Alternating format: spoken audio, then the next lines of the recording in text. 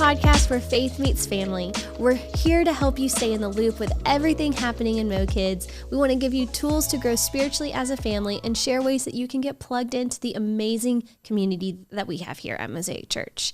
Every month, we're going to dive into what's coming up in MoKids, like our brand new series, fun events, and ways that you can encourage daily conversations so that your kiddos can grow in their faith at home. I'm your host, Katie Yance, the Children's Director at our Ocean Springs campus. Hey everyone, welcome to the May Parent Pod. I'm so glad that you're joining us. I want to introduce you to a couple of awesome moms that I have to talk about what's going on in May and also talking about what's coming up in May, which is Mother's Day. So these are some of my favorite moms. We've got Sarah, Stephanie, and Clarissa, and I would love for you guys just to introduce yourselves and say something that you are looking forward to this summer, because summer will be here before we know it. So y'all can just popcorn it. All right, well, good. I'm Clarissa. I've got 2 kids, and I am looking forward to my daughter. She's going to Mississippi State, so I am looking forward to her being home for the summer. That'll be great. And going on our little vacation to the beach. And nice. I'm one of those crazy parents who loves having their kids in the house with me. So, yeah, definitely looking forward to that. Sweet. So good. I'm Stephanie. I got 2 adult kiddos, and I'm a veteran mama. But I'm looking forward to a beach vacation, and then I get to see my kiddos a lot this summer. So I'm looking forward to a little bit of downtime. I'm Sarah. I have 3 children. A 5-year-old, 3-year-old, and a 1-year-old baby girl. I am looking forward to just all the fun activities with them. We love to be outside, splash pads, parks, the beach. Just they have so much energy, and so we're always looking to how to exert it. But that's what I'm looking for, more memories with them, because then my 5-year-old starts kindergarten this fall. So that's a big thing. He's so ready. He's so ready. So excited. He sees the school buses. That's gonna be me next year. Maybe that bittersweet moment. What a great segue into May curriculum. The theme for preschool is called So Big. And we're going to dive into what's coming up. I felt what a great little thing in there.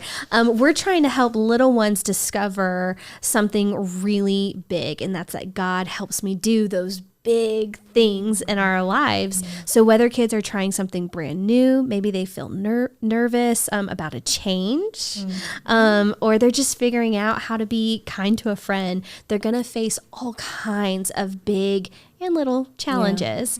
So in May, we are trying to anchor our preschools in the powerful truth that no matter what they face, they can do it with God's help. So let's start right there and dive in with a question. What, in your opinion, are like some of those big things, or one big thing that parents of preschoolers are navigating or are going to navigate that might feel like Mount Everest to them? Right. Well, like I said, I have preschoolers, and the little things to us are the big things to them. But like potty training, that's a huge one. And then I know some kids even just like sleeping in their bed by themselves, or my 3-year-old, when he does, like I got dressed by myself, I ate all my food, like we're celebrating all the things that we do every day, but for them to do it independently, they're just ecstatic. And so we celebrate it, even though they are normal things. I'm like, yes, you did do that. You did pee in the potty. You picked out an outfit. Yes, your underwear may be on backwards, and it's on. Yes, like they, so we celebrate that. Awesome. All the little things that they do. I think that's big for preschoolers and even bigger kids. Like, I accomplished something, but one of those sneakier things that might feel big to parents who have younger kids. We are seeing a movement of parents struggling to lead through the big emotions that their kids feel. And so I can just imagine, we experience it in MoKids during the weekend Yeah, I services, and also parents, before drop off. And we just did a ice cream event. So I saw lots of big feelings and parents leading through it. And some were just like, yeah. And some were like, oh my goodness, this is so overwhelming. But I think that can feel, because there's no Bible story that says when your toddler has a tantrum in the middle of Target and is screaming at the top of their lungs, what do you do? And there's mamas in the room that are like, we see you, we know you, but we also know right now you don't need me coming up to you and saying that. Right. So we're just going to stand far we away. feel so terrible. I'm like, don't look. Right. Yeah, that is But tough. I think it's important to point out to parents that no matter what they're facing, they can do it with God's help. So even if you're having to handle that tantrum, or it's not even a negative behavior or a feeling, maybe it's just a big happy feeling, or like my kid is just so excited all the time, or maybe my kid has tons of energy. What am I supposed to do with that? And sometimes it's just reframing it and thinking about, my kid feels these things and God designed them to feel those things those way. Yeah. And I can model for my kid ways for them to emote in ways that are helpful, or I can just start celebrating how my kid does that. Now, I mean, I'll be honest, I'm not a parent of a toddler, so I really don't know in the moment of the tantrum. Yeah. Are you thinking that way? Are you feeling like, man, my God, he created this child to emote this way, and that's great. Yes. You just step over them and say, this is going to pass. Step over them. My favorite is to say, let's take a deep breath, and it's because Mama needs one too. And That's good to be able to relate to your child in the moment. Yes. That's really important. Yes, because sometimes, how can I expect them to control their emotions if I'm having difficulty controlling mine as well? I don't always respond the way I should, or things like that, and my kids are quick to notice that too. So 100%. It's always more is caught than taught. Yes, 100%. It doesn't matter what your words are, they are watching you, watching your face, listen to your sighs, right. Oh yes, yes, very good. especially in those unguarded moments. When you're talking to your hubby, or you're on Right. the phone with your Yeah, mom they- complaining. When you They're think- They listening. take in a When you lot think more they're than not we know listening, I'm they like, are. oh, your ears do work. Yes. You're picking up on those things. You're always So- teaching. You're Yes, always teaching. yes. Yeah. No, that's very good. I think about the dads and how I have a dad who is very passionate about a specific football team. And we joke about it as a family, how he acts while he's watching them, whether they are winning or whether they are losing. There are two very different spectrum, like what we can expect or what we hear. Yes. And I'm like, I don't remember when I was younger that happening, but I'm like, there's some Colorful language, maybe? Oh no, not colorful language, okay. but it's more like, wow, I've just never heard my dad yell like that before. Very passionate about it, yeah. This very passionate, just celebration, or like, my dad's pretty even keel, and I'm like, I've just he never is. seen him get that riled up about anything other than this sport, which is really cool. But thinking about it, even if you're on the sidelines and your kids are watching you, other kids are watching you too. But like just thinking about, when you're at a concert or when you're just hanging out with your friends, like kids really do absorb a lot, and so when you say that the big thing or the small things to you or the big things to your kids, just think about that in all aspects, the things that you're just like, oh, they're not really paying attention to that. They absolutely are. And so I just think that's definitely a big moment. Right. I know for me, I feel like of navigating those things that, like, this is not done perfectly, but I feel like one thing that helps is setting clear expectations for my kids. Like, I think sometimes I think that they will know how to act a certain way, but if they've never done this thing or something, they're like, they don't know, and they're going to push those back. Especially my two boys will very much push the boundaries. So I just really have to lay it out super clear. And then I feel like I try to encourage them when they do get it right and like celebrate it. I'm like, you did so good. Even though to me, that's hard for me sometimes. I'm like, this is You just just did what I expected. Yes, but it's like, but to them, they're like, that was really hard. And so I'm like, it's a big thing. And so I've had to like teach myself that of, because I feel like even I think about husbands or something where you're like, the husband like takes out the trash and like, babe, I took out the trash. And you're like, Thank you. Like, as you should. Thank you for living and being a part of this family. Amazing. Great But it's job, like they want that word. I don't know if it's a man thing, but like my boys want that words of affirmation. And so I'm like, okay, I'm really like having to get creative with that and be genuine with that. So especially with sons in particular. I agree. They, even when they're little, they long for that respect that they're one day going to want from their mom or from their wife. Right. And so they want it from their mama. Yeah, and I mean, first, you can mother and respect at the same time. Sure. But Oh, it yeah. really Talk a little builds bit more them about up. that. Like, how do you mother and kind of explain what respect is? So you would say something like, I'm just going to use an example. Sam, that's not like Sam. Almost Sam. It's a very practical example. When he was little, you might say, Sam, you're such a godly little boy. I'm just not sure that was a great choice. Yeah. What do Kinda you set think them up about first. that? Yeah, so you kind of like, you paint the picture of who they are, their which is a character. godly little boy, and then you challenge them to think, does that match up?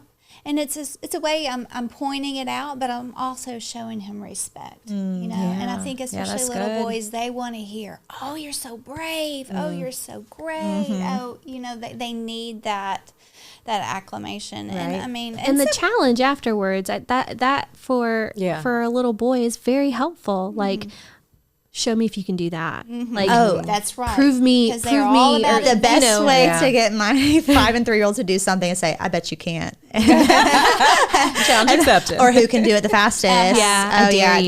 That's dare you. cute. They love a Yeah. challenge. So yeah, that We used to those have are- a weed picking test. Who can pick Nice. the most weeds? make it a Oh, contest. those were the days when that kind of thing worked, right? I also think that's very helpful when parenting girls as well, because you still want to call out, you know, who God made them, the fact that they're made in his image and the character that he has instilled in them. But maybe rather than challenge, I think some girls would totally love a challenge. But the other might be like, to kind of highlight where they're gifted and share how, you know, you could use your gift in this way, or like, I'd love to do this with you. There's almost like I'm trying to think, my dad would always let me be a part of something that he was doing. And so my mom was the same way too. And I don't know if that's the same for all girls, but I feel like if we're going to talk about the boys, we should absolutely talk about the girls. Yes, that's what no, the girls too. I think it's just in our image that we want to help. We want to, I think of like, you know, is it an initiative that we're talking about but like things are big, like doing, like even with the preschoolers of like doing big things, like a lot of it is like taking that initiative and you want to have that empowerment, and you want to be helpful, and you want to, like, I think everyone desires that, and especially our children. So teaching them that, and setting, like I said, about the expectations, but then even when they do fall short of, like, still encouraging them of like, I saw that and you tried, and I appreciate that effort, you know, recognizing the effort and stuff. What if we tried it this way next time? Right. Yeah. So And think about it on the other side of, you know, God is our parent, and That's we're right. trying to parent, you know, oh, I saw you tried. Right. You worked really hard on that, and guess what? You fell flat on your face. And like, you know, oh, poor Sarah, poor Katie. But you know what? I still love you. I'm right here to pick you back up, and like, let's do this again. Because guess what? God knows, like, That's right. we're laughing. when my child like gets like, okay, go get dressed, and they come out and pants are on backwards, you know, things like that, and I'm like, oh, okay, like, good job, but should we turn it the right way? But we do that too. It's Yep. like, oh, I'm trying to do this with my kid, and like, it just didn't work. Oh, gosh, Well, yes, okay, yeah. then That is so the true. Try it God's again. there to nurture us That is and to so help true. us understand that, hey, just like we are trying to teach our kids that God helps them do the big things and the small things. God helps us as the parents, as the aunties, as the uncles do the big thing as well. Absolutely. And you have to have help. Oh, well, that's what I was just going to say. hardest I job mean, ever. that phrase, it takes a village, is so accurate. You know, I mean, we need to fall on each other for support, lean on each other. You know, it's so essential that we have people behind us and helping us through those harder times, because there will be things we don't just learn as we go. Usually when you're learning something, you're being taught by somebody. So why would parenting be any different? I mean, you do learn some things as you go, but you know, for some of those bigger things, it's just wise to seek the wisdom of those who've gone before us. And we being in are a those circles. people of seeking. Like everybody is, oh, let me Google that, or Yeah, let me that's- research that's that. I want to true. know what's like, I want to know the ingredients, or like, I want to know what the best thing out there is.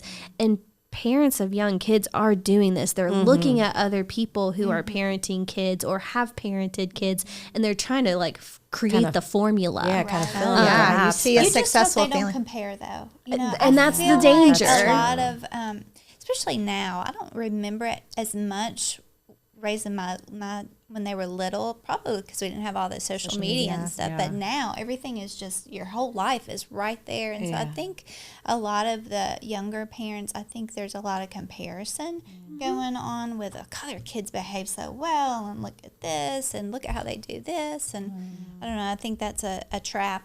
Yeah, there's a danger in that Yeah, for sure. I didn't mean to. Call it what it is, a trap. A trap. Well, that's what I was thinking. You're talking about a village of that. Like, I feel so often Satan wants us to feel isolated in our stuff. And there's so much about motherhood, at least I'll speak for myself. I don't know about fathers, but like where you feel like you're doing it alone. And that, and sometimes it really feels that way, but I think often that's a lie, you know, that the enemy wants us to feel that we're the only one going through this. No one else gets it.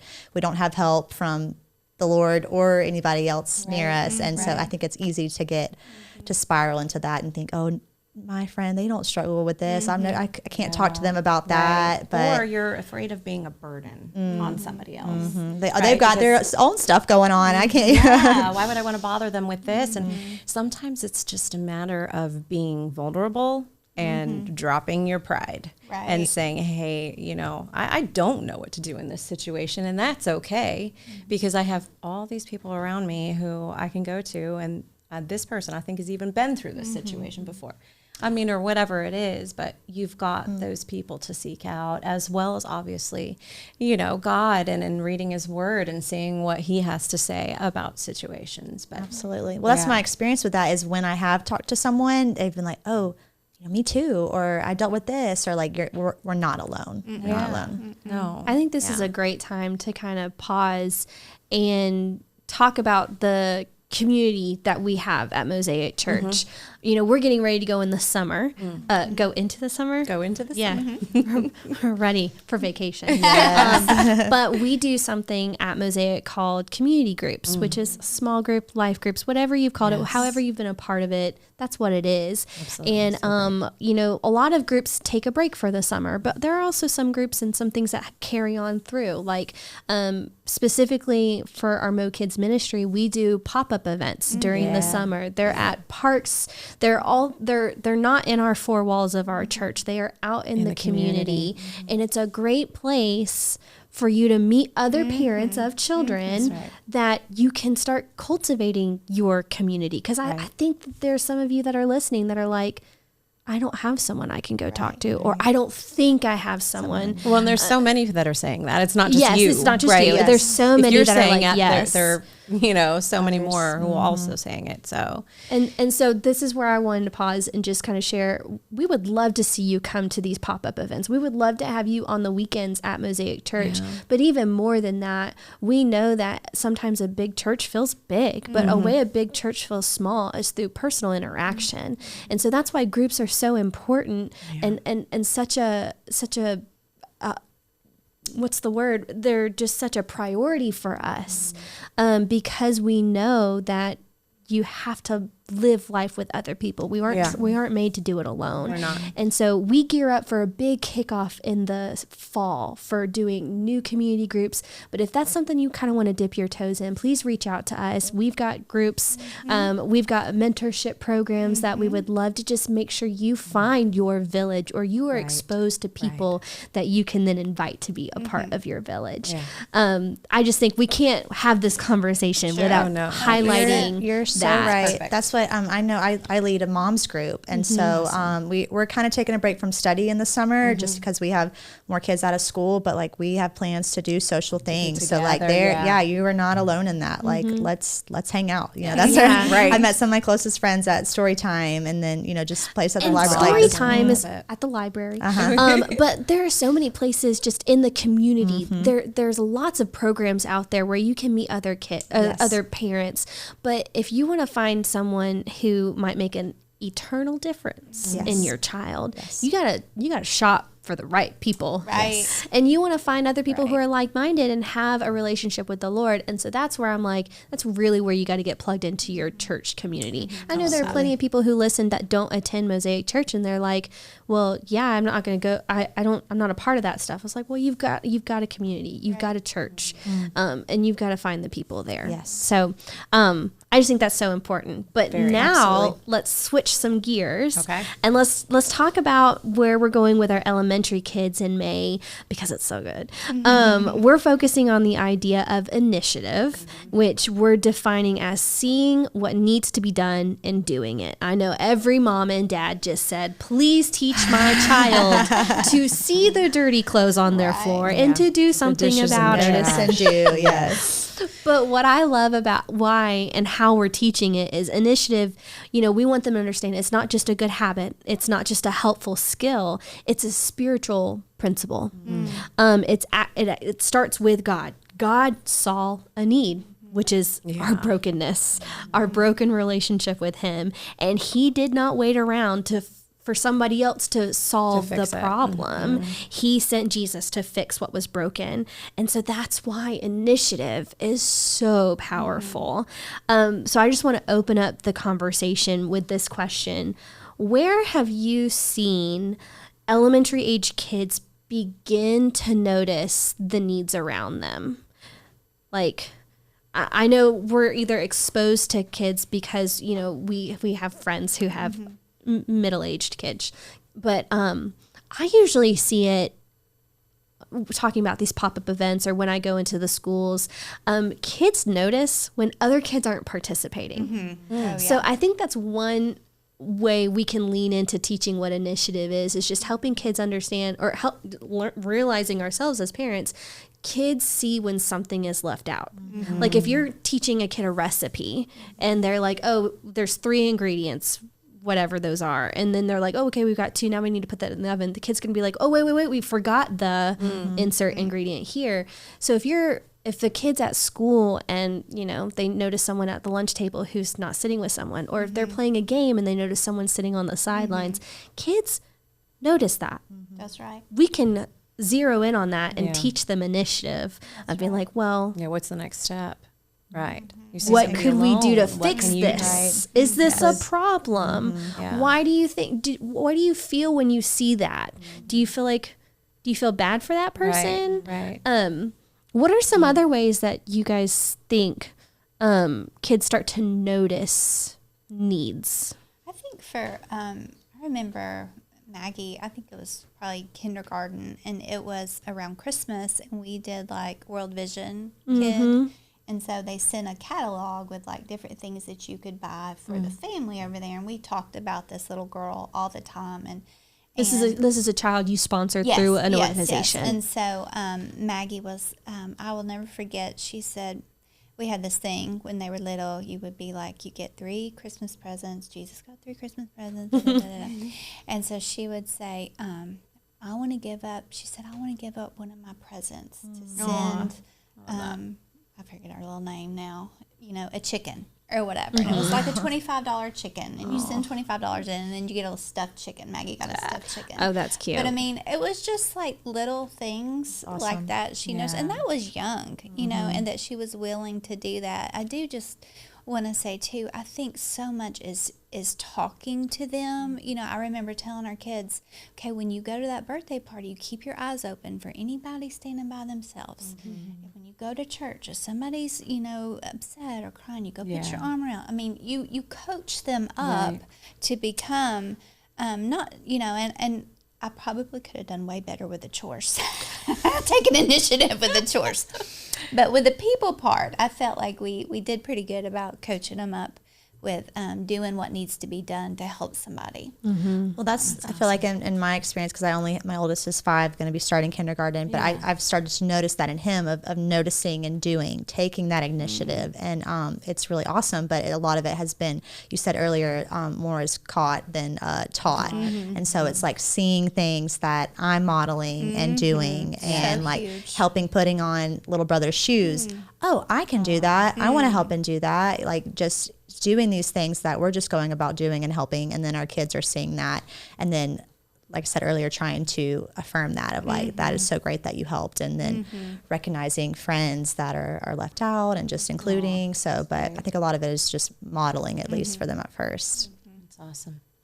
I love in the MoKids environment when we do kind of initiatives like this, or we'll have some kind of something to go hand in hand with it. So like we've, you know, brought in canned foods, or we've had them come in with, you know, some change from their parents' purse, and, you know, whatever it is, right? Hopefully or they've earned worked it. for it. Yes, that's what we try to instill. But I think it's neat because they get really excited about it, you know, and so they can see kind of that grow, and then they know who they're giving it to, whatever organization that we've gone through at that point. But it's just neat to see them get excited about something kind of big like that helps others. In MoKids, what we try to do is, if we're going to ask something from them, if it's like, hey, we want you to give up something of yours because there's a need somewhere, we're trying to teach them this is the need. We might back up and be like, here's how you identify that need, but here's how we're going to do something about it, because God wants us to do something about it. Right.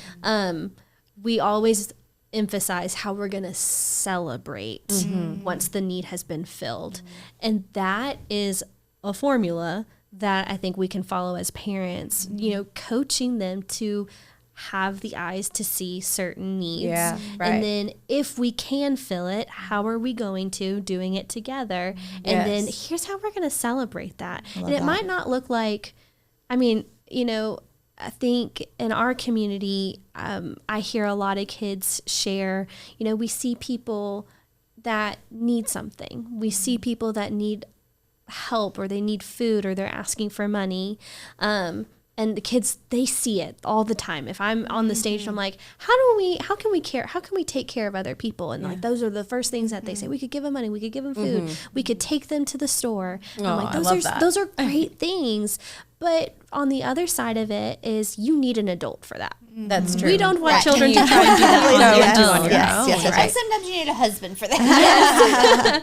Yes. And the other side of that is, there are plenty of opportunities for kids to do that, and it doesn't involve money, or it doesn't necessarily involve a parent having to do it with them. And those are what I would call those the small but the big things. You could help little brother put on his shoes. You could let little sister play with you and your special toys occasionally. And then when you see that happen, you've coached them up for it, you celebrate it big time. And I mean, like, you could say like, hey, I want to take you out on a date. My parents used to do this for us. They would take us out on dates, which sounds weird, but it's not. But it was like an ice cream date, or like a popsicle date. And so like, we would go get a popsicle, or we had this little drive-through place called Kathy's Cooler. Not Kathy's Cooler, sorry, Norman's. And I was a Coke Icy fan, and I would get a Coke Icy, and Mom knew that was my favorite. And so one day after school, she'd do that. She's like, I'm really proud of you, kiddo. Like, you're doing a great job. And so like, the celebration part, you remember that's that. important. Obviously important. I remember it. See, I love that. Yeah, it's a That's big, important. big It leaves an impact. It was a $2 Coke. Right. Or hey, $1 I'm so excited. Let's have a movie night and you get to pick, and we're gonna camp on the inside. We're gonna set up the camping tent in the living room. I mean, these are all things. Hopefully they are for free and you take them. But like, I just think these are all things that would be helpful. And so, how do we encourage our kids to take initiative? We're talking about it right now, and you guys mentioned, we talked about celebrating the small steps. Modeling it for our kids is the biggest thing, Right. But a couple of the other things I was thinking of, how do we encourage kids to take initiative and not just like wait for someone else to fill the need, but like, create in them that compassion that Jesus taught us. Like, he didn't just wait, he felt the need and he did something about it. And so one of the things I think is pointing to the Bible, leaning in on those stories that we have of kids or of people, that actually did it. And so I wrote down some ones that I thought were good, like the Good Samaritan. That's what I was just thinking of too. Yes. It was a parable. It was a story that Jesus taught, but like this Good Samaritan man, he had places to be, he had things to do, and he still took the time to help that person. Right. And then I thought about David and Goliath, when David went to go visit his brothers and was like, why are y'all letting this fool, even though he's a scary fool, like, why are y'all letting him insult us and Jesus, or God at that time, because they didn't know about Jesus yet. And then I thought about Naomi and Ruth, and how Ruth took care of Naomi, and she said, we are running out of food. We need to do something. I need to go glean. And God used that story for something beautiful and the lineage of Jesus. I thought about Esther. The best part of Esther's story is maybe you were born for such a time as this, for such a task as this. And for those that aren't super familiar with the story, Esther, she winds up married to the king, and the king is being influenced by other voices to destroy the Israelite nation. And so she has to go to the king and petition and share that she is an Israelite, and it's a scary thing. And so, but she prayed and she fasted. What a great story to talk about how, sometimes you have to be brave. Sometimes it's a big, scary thing, and you've got to do something that nobody else can or could do. I think too, just on that, I think one way we get them to take initiative is when you remind them that God made them with a purpose. That's right. And the purpose is to love God and love others. And the way we love others is we help. Yes. And so I think when you just remind them again who they are in Christ, what they're called to do, that helps them get to thinking, okay, how can I love that person today? It shapes their worldview. I mean, that's really what you're doing, is you're shaping their worldview, even talking about initiative. I mean, it all comes back as, what's your purpose? What are you called to do? And we all need purpose. We all want to feel like we're helping. Right. That's And to piggyback off that a little bit, the curriculum talks about that God equips us and he gives us spiritual gifts that actually help us to go out, and we use those as tools in order to, get these things done. I made you on purpose for a purpose with these gifts and abilities, and how, let's talk about how you can use them. So maybe it's kind of an exploration with your child of, what do you think your spiritual gift is, And you're never too old or young to discover that. No. Absolutely. I think even too of, using your gifts, but then remembering that you're not alone, that God's with you. If he calls you to it, he's going to help you through it. And to recognizing, though, of like the Holy Spirit's prompting, even in a young age, which is so cool. He's like the gaps, whatever those gaps may be. That's what he put it on those in the Bible. He put it on their hearts that you need to do this, and they had the faith to be obedient. Yeah. I think there's a beautiful connection between both groups. What we're talking about with our preschoolers, that God can help them do the big things. And for kids, see a need and do something about it. They're both being invited to trust God and take a step of faith. Right. Right. And I just think that is a beautiful thing that we get to explore in May. And I hope that this conversation has really encouraged the parents that are listening to take what we're we're teaching these kids and run with it at home and just that's a thing is the MoKids curriculum loves to partner with parents so that it's not just being taught on a Sunday morning. You're bringing this home, or maybe it's, you're looking at the resources and what questions to ask on the car ride home, but you're able to get your hands on the information to ask the right questions and have those really important conversations with what they've just learned. I don't know if you guys are the same as my kids or your kids are the same as mine, but you ask them, hey, what'd you learn? And the answer is, oh, I don't remember, or Jesus. Yeah. You sure did learn about Jesus. Right. But it's about those questions, right? And if you know exactly what to ask, you're going to stimulate that conversation. Right. Speaking of resources, you guys are just helping do my job. This is so good. We love to give away free things, things that, just to add to your toolbox, literally. We just started a new series, Brandon, for all of our adults.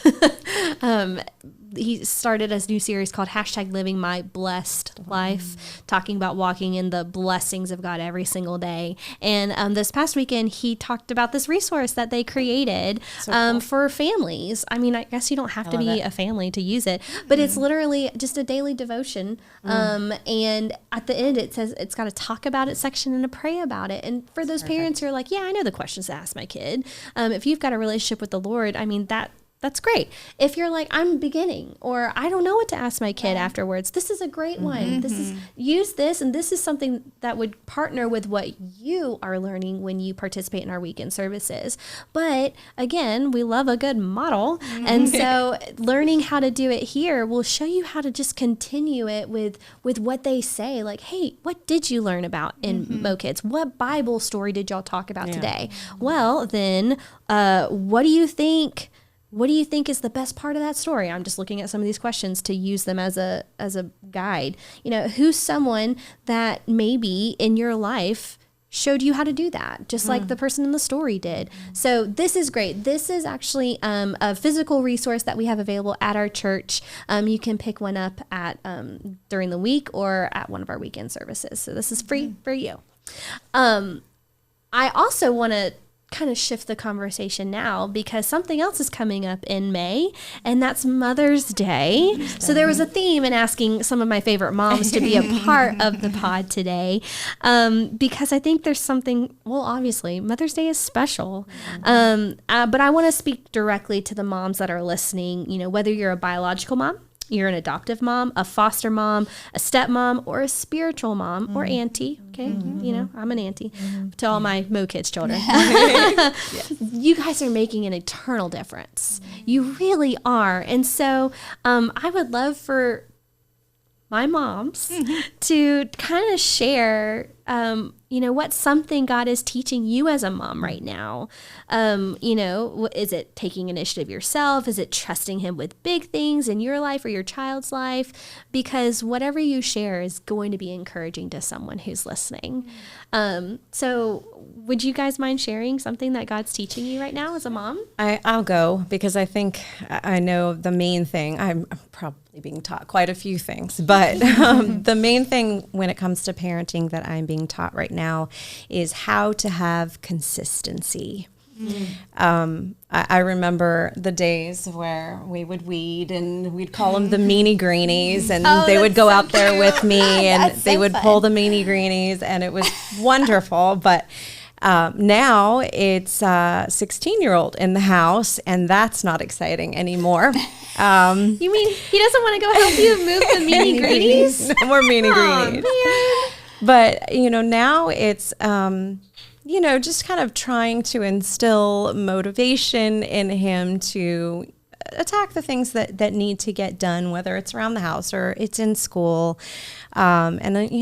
We've got things like the digital world now to contend with, and he's not really on social media, but, the phone is still a thing. And so it's just having that consistency so that I can guide him correctly, and Mike and I can guide him correctly. So like consistency in how what and you're how our saying parenting, in how we are parenting. So yes, the things that we say, but if he needs certain motivation, or, you know, maybe he brought home another really bad grade. It's having that consistent, he's a very smart kid, but having that consistency, to where he's learning the lesson and we're not relearning things to, you know, try and teach him again. And we're making sure that we're both on the same plane, right? We're on the same, we're on the same, we're on the same team, but we're balanced out. We're not like one person's up here being lenient and the other person's Good not. cop, bad cop, yeah. Right. You know, that kind of thing. So that we're consistent together. We're consistent in the way we respond. And that he's not having to relearn and we're not having to relearn.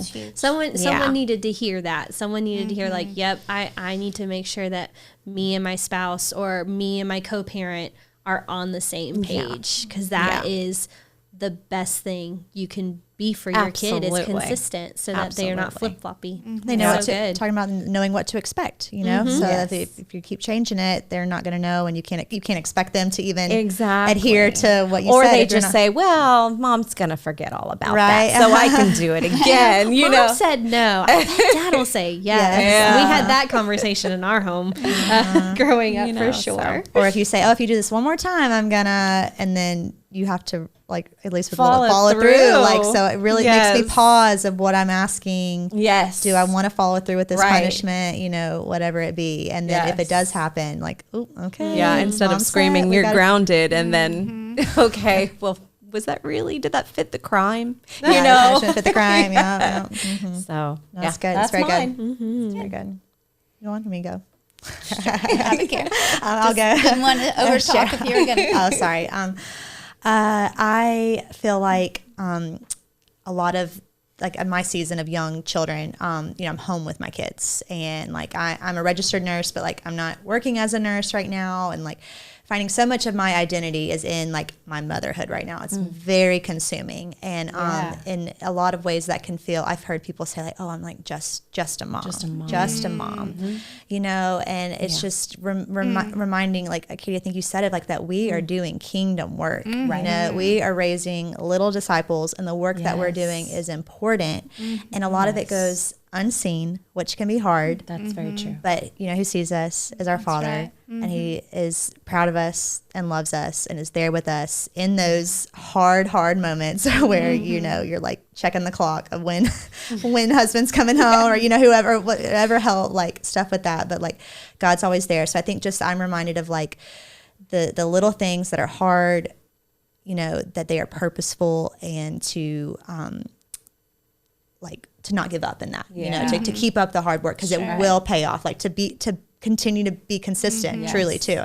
Yeah. It's hard. I wanted, like, I feel Clarice's pain. I remember, you know, my kids are gone now, but I remember thinking, oh my God, what have I created? And now I can say, like, they know. They're watching you, and they're learning. They may not be doing it, but when they have to, that's right, they will. And then, I mean, Sam cracks me up. He'll complain about dirty dishes in the sink and stinky clothes laying in the floor. And I'm like, what? You didn't And so don't be disheartened. They're learning it. They're learning it. But I think the thing I have learned in this season, because I've had a lot more time to reflect and deal with, is honestly a lot of mama's guilt. I think mamas have a lot of guilt. Man, like, looking back, God, I wish I'd have done that better. I wish I didn't talk about, I don't know, how fat I think I was or something, because then that's going to make my daughter think about her body. And I wish I hadn't have done this and, you know, said little things, because now you look and you're like, wow, I created that and I made that, you know, and honestly, it's painful because you feel like motherhood is like your main thing, and you love them so much. But I think what God has taught me now is that we do the best we can with what we have at the time in our life. Like, I did the best I knew to do. And I think God's grace has met me there really deeply. And I think, you know, I'm not perfect. Brandon wasn't perfect. that's why my kids need Jesus. Yeah. That's why they needed a Savior, because their parents were not one. And are so never gonna be. I just, I just want to speak to those that may be struggling with, God, I'm just not doing this good. I'm just not good enough. I'm screwing that up. Look at how he's, that's my fault. That the way, I think that's That's such a good a one. that's Yeah. so because That's that's so such a good. thing even now. I think you said you're looking back, but I know myself and friends now that we're comparing, looking to our left and our Yes. right of either how is she doing all this? She's doing all the things. Her house is always clean, and she's managing to do this. that and I comparison can trap. right, Well, and right. it's such like you said, it's a trap. It's a Yeah. trap, and Yeah. so that guilt that That's right. So rest in God's grace and His Absolutely. mercy. Absolutely. Do the best you can. Call on your friends. Right. Most importantly, stay connected with the Lord. And know that He will help you That's for right. some Yes. big and small Look at our things. tight end. Love it. I love it. Yes. Now, I some would say I'm a spiritual mom. I'm not any of the, or a spiritual auntie, if you will. But one of the things that I've learned is I can be a cheerleader for the moms. I can be a cheerleader for the dads. I can be the cheerleaders for the bonus parents, and I can be an auntie to all. Like just understanding, the people that I'm close with and have their children. Like if I ever watch them, if I'm hanging out with them, or if I'm like sitting there having coffee with a friend and they brought their 2-year-old with them, like I can back them up. I can make sure that what they're expecting from their toddler, I uphold, and make sure that I'm not like deviating and letting their kid get away with murder while their parents like, don't let them do that. Don't laugh at that. Like it's just a bad habit or whatever. I've just learned that you've got to partner with the person who's trying to raise the human, and you have to realize that you have been invited to be a part of the tribe. That's beautiful. I You've love been that. a part. You are the family that's raising them, and so that's one of the things. If you needed a tie-in, that's one of those things too. But thank you guys so much for helping us kind of shine the light on our moms. Who you guys are so loved. You're so needed. Whether you are a biological, spiritual mom, adoptive mom, foster mom, bonus parent, you are really making an eternal difference. And we just want you to know we love you. We think you're rock stars. That's right. You're great. And so I want to say a huge thank you to you guys for being on the Parent Pod and Thanks for sharing all having these us. things. Yes. Absolutely. And hopefully we'll get y'all back on here again. Yeah. Sounds good. Thank you so much for joining us for the Parent Pod today. I hope our conversation will encourage you to keep talking or to start talking about faith at home. And don't forget about the resources that we mentioned today. We're going to give you more info or links in the description below. But until next time, we want you to stay connected, stay encouraged, and keep making an eternal difference in your home.